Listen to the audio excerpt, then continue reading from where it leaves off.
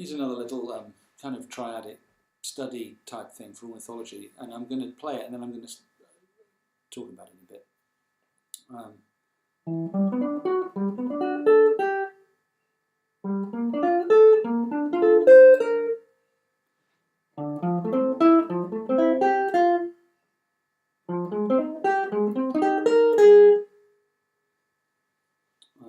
Now that's kind of bare bones version.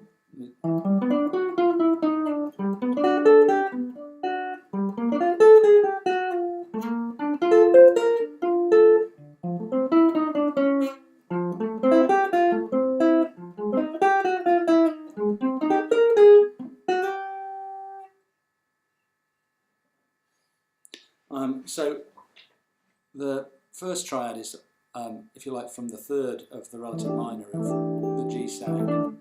It's built on this chord, and that's the triad in there. And it's just got this is preceded by the sixth, just as a kind of a hinge, and I'm playing that with an upstroke, so that when I come to the first note of the triad, and it's a triplet, I'm ready, perfectly ready to do that downswing.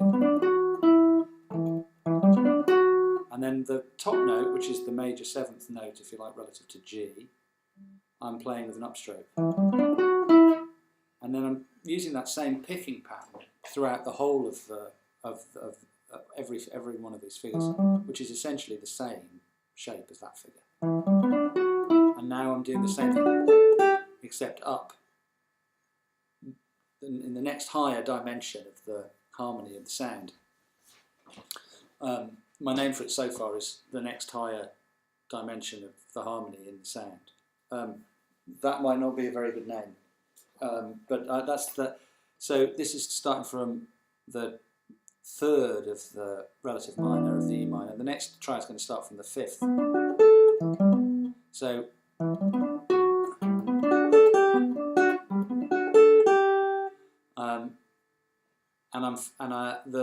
The picking is essential because you have to, the phrase has to have a chance of sounding smooth.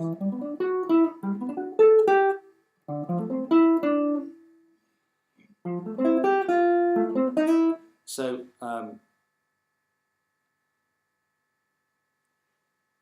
I actually came into all of this work with a total focus on the right hand. So I wasn't thinking about actually all of this stuff at all. I was thinking about this and trying to construct useful exercises for my right hand. So the picking was absolutely paramount, of paramount importance in terms of getting to the aim, which is kind of fluid phrasing. So I'll just play this again, and then I'm sort of extending it a little bit. That's just going back up the that's a honeysuckle rose sound, which is one of my favourites, which I use whenever I can, as do many other people.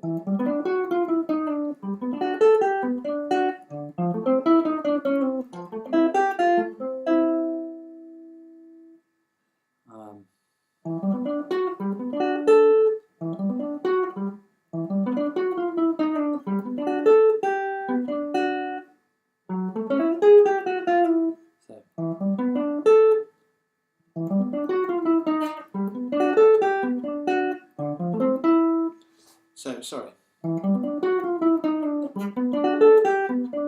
now the minor sound.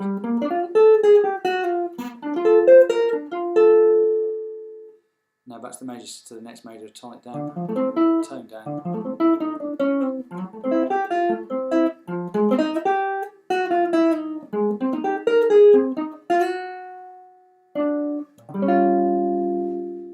To the next sound. So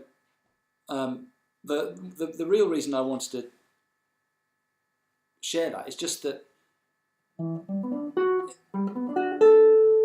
it's a phrase that very often, obviously, and perhaps not very musically in a very satisfying way, but obviously uses these different dimensions within the sound, which I'm capturing by using the use of the triads. And it's the dimension revolving around in this case, the minor third of the sound that I'm using to find the triads, and then the fifth. Now,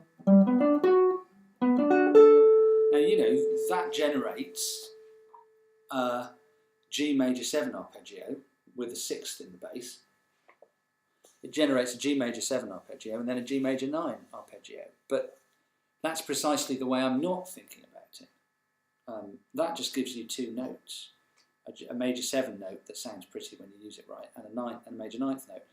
This is a whole sound that you get, which incidentally includes those notes and which provides a context for them, which makes them make kind of harmonic or melodic sense, or makes them easy for you to make harmonic or melodic sense of.